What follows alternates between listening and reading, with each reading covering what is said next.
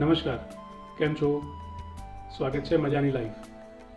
આપણે રોજબરોજ સેલ્સમેન હોય, કોલ સેન્ટર હોય કે બેંકની અંદરના કર્મચારીઓ હોય, વારંવાર એક વસ્તુ માટે આપણો એ લોકો સંપર્ક કરતા હોય છે અને સાથે જણાવતા હોય કે વાર્ષિક ફીસ કાંઈ જ નહીં, ઝીરો પ્રોસેસિંગ ચાર્જ, મહિનામાં 2 ફિલ્મની ટિકિટ મફત, રેસ્ટોરન્ટની અંદર જમવા જાવ એટલે ડિસ્કાઉન્ટ, એરલાઇન્સની કે પોર્ટલ ઉપરથી ટિકિટો બુક કરાવો તો તમને ડિસ્કાઉન્ટ મળે, કેશબેક મળે, ઓનલાઈન શોપિંગ અને આવા અસંખ્ય અગણિત ફાયદાઓ. અચ્છા, આમાં રિવોર્ડ પોઈન્ટ પણ આવશે, તમને લોન્જ એક્સેસ મળશે અને આપણને એવું લાગે કે આનાથી વધુ રૂડું કાંઈ હોઈ જ ન શકે.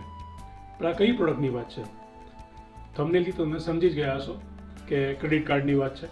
તો આજે આ એપિસોડની અંદર 5 મુદ્દાઓ પર આપણે વાત કરીશું. સૌથી પહેલો મુદ્દો એ છે કે ક્રેડિટ કાર્ડના કેરેક્ટરિસ્ટિક્સ, શું ક્રેડિટ કાર્ડ છે અને કેવી રીતના એ કામ કરે છે. સેકન્ડ, એના ફાયદાઓ. થર્ડ, એના ગેરફાયદાઓ. 4, ક્રેડિટ કાર્ડને અસરકારક રીતે યુઝ કરવું હોય તો શું ધ્યાનમાં રાખવું જોઈએ. અને 5, એકદમ અગત્યનું, કે ક્રેડિટ કાર્ડની અંદર ફ્રોડથી બચવા માટે શું ધ્યાનમાં રાખવું જોઈએ. તો લેટ અસ સ્ટાર્ટ.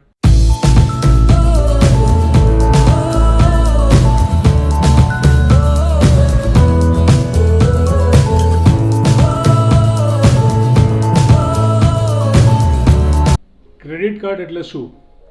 યુઝર હોય કે નોન યુઝર હોય, એ કેવી રીતના કામ કરે, એ લોકોને કેમ પોસાતું હોય, આવા ઘણા પ્રશ્નો મનમાં હોય. તો પ્લાસ્ટિક મની, પ્લાસ્ટિક કરન્સી તરીકે પણ આ બહુ પ્રખ્યાત છે. 2 પ્રકારના કાર્ડ આપણે જોઈએ છે. એક ડેબિટ કાર્ડ છે, એટીએમ કમ ડેબિટ કાર્ડ, અને બીજું ક્રેડિટ કાર્ડ. એટીએમ કમ ડેબિટ કાર્ડ મતલબ હોય એ બેંક એકાઉન્ટ સાથે લિંક્ડ હોય અને ખાતાની અંદર રહેલી રકમને એ એટીએમ કમ ડેબિટ કાર્ડ વડે એ ઉપયોગમાં લઈ શકે. પછી એ ઓનલાઈન ટ્રાન્ઝેક્શન્સ હોય, એટીએમથી કેશ વિડ્રોલ હોય કે બેંકના એકાઉન્ટને એક્સેસ કરવા માગતો હોય એટીએમ મશીનમાં, તો એ એનો ઉપયોગ થાય છે. મતલબ કે મારા ખાતામાં રહેલું બેલેન્સ એ જ મારી લિમિટ છે, એ જ મારી મર્યાદા છે. જ્યારે ક્રેડિટ કાર્ડ એક એવું કાર્ડ છે કે જ્યાં એ બેંકની અંદર મારું ખાતું હોતું નથી, એ એક પ્રકારે મને ઓવરડ્રાફ્ટ મળે છે. મતલબ કે આ એક પ્રકારની મારી લોન છે અને મારા ખાતામાં બેલેન્સ ન હોય કે મારું ખાતું જ ન હોય છતાં મને અમુક રકમ સુધી એ ઓનલાઈન ટ્રાન્ઝેક્શન્સ કરવાની, મારા નાણાકીય ટ્રાન્ઝેક્શન્સ કરવાની મને એ છૂટ આપે છે. ક્રેડિટ કાર્ડ દ્વારા પણ કેશ વિડ્રો થઈ શકે છે.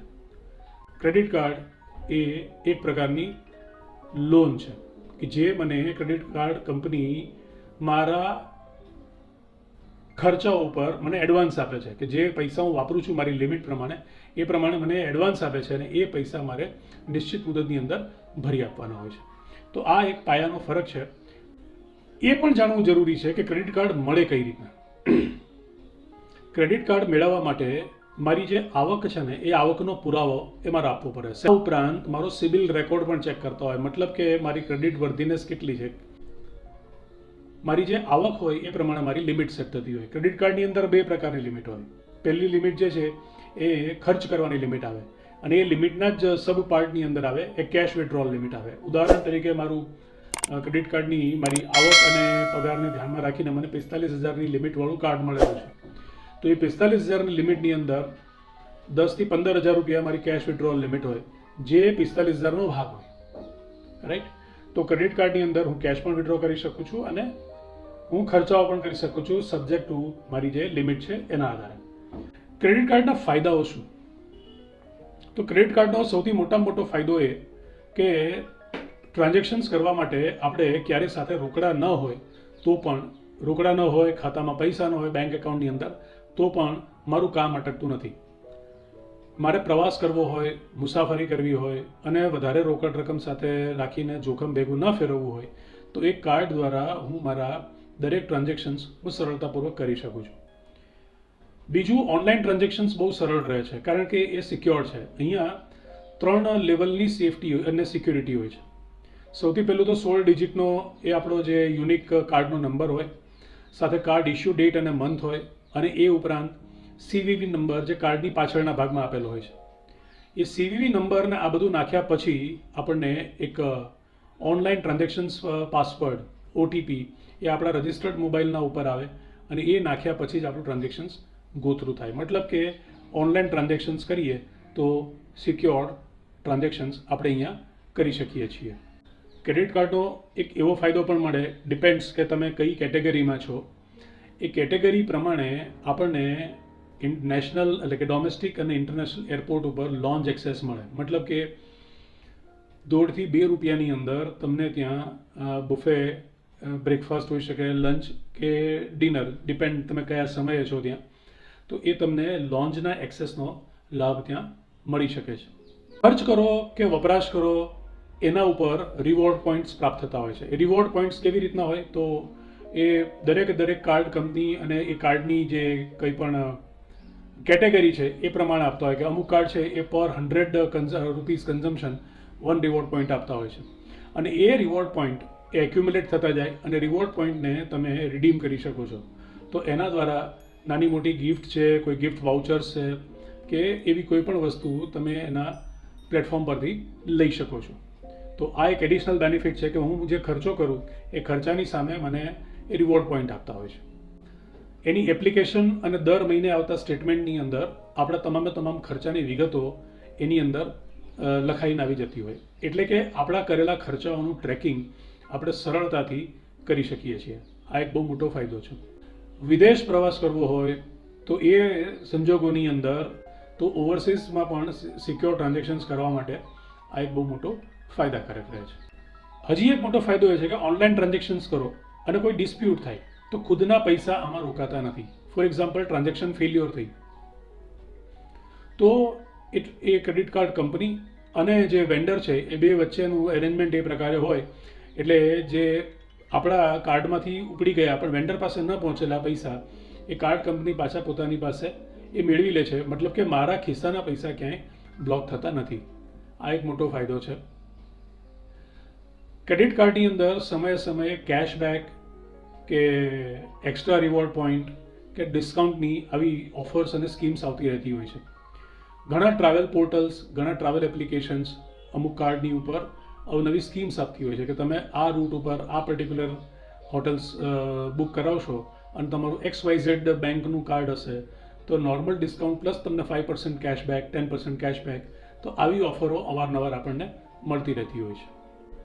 બહુ અગત્યની વસ્તુ છે કે ક્રેડિટ પ્રોટેક્શન ઇન્સ્યોરન્સનો પણ આપણને લાભ મળે છે. એટલે કે કાર્ડ ધારક એની લિમિટ સુધી પૈસા નોર્મલી યુઝ કરતો હોય, ટ્રાન્ઝેક્શન્સ કરતો હોય અને ગોડ ફોરબિડ એને કંઈ થઈ ગયું તો એના પરિવાર ઉપર કોઈ પણ પ્રકારની આર્થિક લાયબિલિટી નહીં આવે. કારણ કે એ ક્રેડિટ પ્રોટેક્શન ઇન્સ્યોરન્સને કારણે જે આઉટસ્ટેન્ડિંગ બેલેન્સ છે એ આઉટસ્ટેન્ડિંગ બેલેન્સ એના પરિવારની જવાબદારી નહીં રહે, એ કંપની એ ક્લેમમાંથી જ એને ચૂકવી આપશે. આ ઉપરાંત પર્સનલ એક્સિડન્ટ પોલિસી અને ગ્રુપ પર્સનલ એક્સિડન્ટ પોલિસી જેવા બેનિફિટ્સ પણ ક્રેડિટ કાર્ડ કંપની આપતી હોય છે. હવે આટલા બધા ફાયદાઓ કર્યા તો વિચાર આવે ને કે લોકો આને દેવાના ડુંગરા કેમ કહેતા હશે. તો સૌથી મોટામાં મોટો ગેરફાયદો એ છે કે આ સૌથી મોંઘામાં મોંઘી લોન છે. ક્રેડિટ કાર્ડ એ સૌથી મોંઘામાં મોંઘી લોન છે. આ 2 વખત હું બોલ્યો ખાસ એટલા જ માટે કે અહીં વ્યાજનો દર મહિને 3.5% થી 4.25% જેટલો હોય છે. મતલબ કે જો સમયસર મેં ચૂકવણી ના કરી અને એ હું લેટ પેમેન્ટમાં પ્રમાણે હું ચાલી રહ્યો છું તો 1 મહિનાનું જે મારું આઉટસ્ટેન્ડિંગ બેલેન્સ હતું એ બેલેન્સ ઉપર મહિને 3.5% થી 4.25% એટલે કે વર્ષે દાડે 36 થી લઈને 40% જેટલું વ્યાજ મને લાગી શકે છે. આ સૌથી મોંઘી લોન છે. અનિયમિત ચૂકવણી કે ક્રેડિટ કાર્ડના પેમેન્ટમાં ડિફોલ્ટ એ આપણો ક્રેડિટ સ્કોર ખરાબ કરે છે, આપણો સિબિલ સ્કોર બગાડે છે. ક્રેડિટ કાર્ડનો ત્રીજો મોટો ગેરફાયદો હોય છે કે એન્યુઅલ ચાર્જીસ. એન્યુઅલ ચાર્જીસની અંદર કાર્ડ મેન્ટેનન્સ ચાર્જીસ હોય અને જેવી કાર્ડની કેટેગરી એ પ્રકારે કાર્ડ કંપની છે એ અલગ ચાર્જીસ એ કાર્ડ ઉપર લગાડતી હોય છે અને ધેટ ડિપેન્ડ્સ કે તમારી પાસે કઈ કેટેગરીનું કાર્ડ છે. એન્યુઅલ ચાર્જીસ પણ વર્ષે 1500 રૂપિયાથી લઈને 5000ની રેન્જમાં ચાલતા હોય છે અને જેમ ફીચર્સ વધારે એમ કાર્ડની ફીસ પણ વધારે. કારણ કે એક સિમ્પલ સાદો રૂલ છે કે there is no free lunch. અગાઉ આપણે ફાયદામાં વાત કરી કે ક્રેડિટ કાર્ડથી તમે રોકડા ઉપાડી શકો છો, પણ ક્રેડિટ કાર્ડથી જો રોકડા ઉપાડીએ તે અત્યંત ખર્ચાળ સાબિત થઈ શકે છે. કારણ કે તમે 100 રૂપિયા ઉપાડો કે તમારી લિમિટની અંદર આવેલા રૂપિયા ઉપાડો, પહેલો જે ચાર્જ લાગુ પડે છે એ અપફ્રન્ટ કેશ વિડ્રોલ ચાર્જ લાગુ પડે છે. એ up to 500 rupees one time લાગુ હોઈ શકે છે. અને એ પછી ક્રેડિટ કાર્ડમાંથી રોકડા ઉપાડ્યાના દિવસથી જ દરરોજના જો બેલેન્સ હોય એ બેલેન્સ ઉપર જે વ્યાજનો દર, જે અગાઉ આપણે વાત કરી 3.5 થી 4.25% મંથલી, એ એવરેજ બેલેન્સ ઉપર આપણું વ્યાજનું ચક્કર ત્યાં ચાલુ થઈ જાય છે. એટલે ક્રેડિટ કાર્ડથી જો ભૂલે ચૂકે પૈસા ઉપાડ્યા તો એ અત્યંત ખર્ચાળ સાબિત થઈ શકે છે. એટલે એ એનો મોટો ગેરફાયદો છે. કાર્ડના વપરાશ, મિનિમમ મહિનાની અંદર, મિનિમમ વર્ષની અંદર અમુક ટ્રાન્ઝેક્શન્સ કરવા પડતા હોય છે કે જો એ ટ્રાન્ઝેક્શન્સ ના થાય તો ભલે આપણે કીધું હોય કે એન્યુઅલ ચાર્જિસ ફ્રી, પણ એન્યુઅલ ચાર્જિસ એની અંદર પણ લાગી શકે છે. એટલે કાર્ડ લેતી વખતે જે આપણે આગળ વાત કરીએ એ કાર્ડ વપરાશ પર સર્વિસ ચાર્જ, સરચાર્જ અને અન્ય લેવીઓ પણ લાગુ પડે છે, જે આપણા ટ્રાન્ઝેક્શન્સને મોંઘા બનાવે છે. એટલે આ ક્રેડિટ કાર્ડનો એક અગત્યનો ધ્યાનમાં રાખવા જેવો મુદ્દો છે. કાર્ડની લિમિટ આપણે ચૂકી જઈએ, પેમેન્ટની લિમિટ ચૂકી જઈએ અથવા વપરાશની લિમિટ આપણે ક્રોસ કરી જઈએ તો કે પેમેન્ટ લેટ થાય તો એ સંજોગોની અંદર પણ પેનલ્ટી અને ચાર્જિસ એકદમ હેવી હોય છે. હવે ક્રેડિટ કાર્ડ વપરાશ માટે શું ધ્યાનમાં રાખવું જરૂરી છે? તો સૌથી પહેલું ધ્યાનમાં રાખવું એ જરૂરી છે કે તમારા ક્રેડિટ કાર્ડની પેમેન્ટ સાયકલ કેટલા દિવસની છે. ખર્ચ કર્યા પછી 30 દિવસની છે, 45 દિવસની છે, 35 દિવસની છે, તો એ સાયકલ ધ્યાનમાં રાખવી બહુ જરૂરી છે. અને એ સાયકલ ઉપરાંત ક્રેડિટ કાર્ડના ડ્યુ ડેટ્સ, પેમેન્ટ ક્યારે કરવાનું છે એ ડ્યુ ડેટ્સ પણ ધ્યાનમાં રાખવી બહુ જરૂરી છે. જો એ મિસ થઈ જશે તો હેવી વ્યાજની શરૂઆત આપણા એકાઉન્ટ ઉપર ચાલુ થઈ જશે. તો એ બહુ ધ્યાનમાં રાખવું જરૂરી છે. કાર્ડના ચૂકવણી જ્યારે મંથલી સ્ટેટમેન્ટ આવે અને એ સ્ટેટમેન્ટના રિમાઇન્ડરનો SMS આવે ને ત્યારે આપણી પાસે બે ઓપ્શન આપે કંપનીઓ. પહેલો ઓપ્શન એ આવે કે પૂરેપૂરા પૈસા ચૂકવી દો અને બીજો ઓપ્શન એ હોય કે મિનિમમ પેમેન્ટ. ફોર એક્ઝામ્પલ 12,000 રૂપિયા મારું વપરાશ છે, સાયકલ પ્રમાણે મારે ચૂકવવાના છે, તો મને બે આવશે કે તમારું આઉટસ્ટેન્ડિંગ 12,000 રૂપિયા છે અને બીજો ઓપ્શન એ આવશે કે ફક્ત 450 રૂપિયા ચૂકવી અને તમે તમારું કામ ચાલુ રાખી શકો છો. Partial payment, token payment. હવે થશે શું કે now that is a tempting offer કે 12,000 જગ્યાએ 450 ભરું એટલે મારું કામ થઈ જશે. પણ એ 450 ભર્યા પછીનું જે બેલેન્સ રહેશે એ બેલેન્સ મારા ફાઇનાન્શિયલ ચાર્જિસના નામે એ મહિને 4.5% સુધીના વ્યાજની લેવી એ કાર્ડ કંપની મારા ઉપર લગાડી દેશે. અને એનો ખ્યાલ ક્યારે આવશે? તો કે એનો ખ્યાલ એના પછીના મહિનાનું જે સ્ટેટમેન્ટ આવશે ને એ સ્ટેટમેન્ટની અંદર જ્યારે આપણે આંકડા જોઈશું ત્યારે આપણને ખ્યાલ આવશે. ખર્ચ અને ટ્રાન્ઝેક્શન્સ આને નિયમિત ટ્રેક કરતા રહો.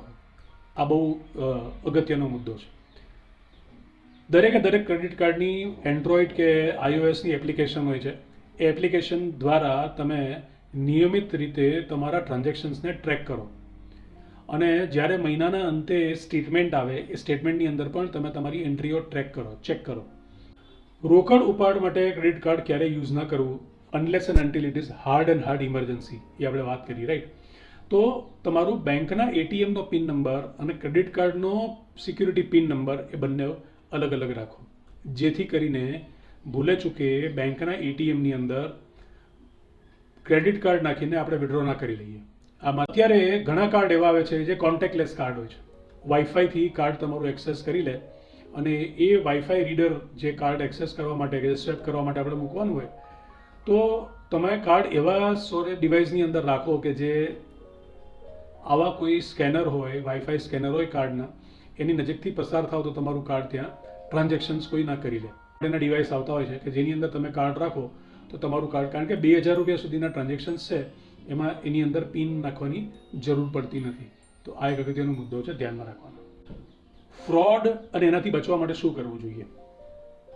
સૌથી પહેલું, તમે મોબાઈલ ડિવાઇસથી યુઝ કરો કે લેપટોપથી યુઝ કરો, હંમેશા એ એન્શ્યોર કરો કે સિક્યોર્ડ નેટવર્ક ઉપર તમે કનેક્ટેડ છો.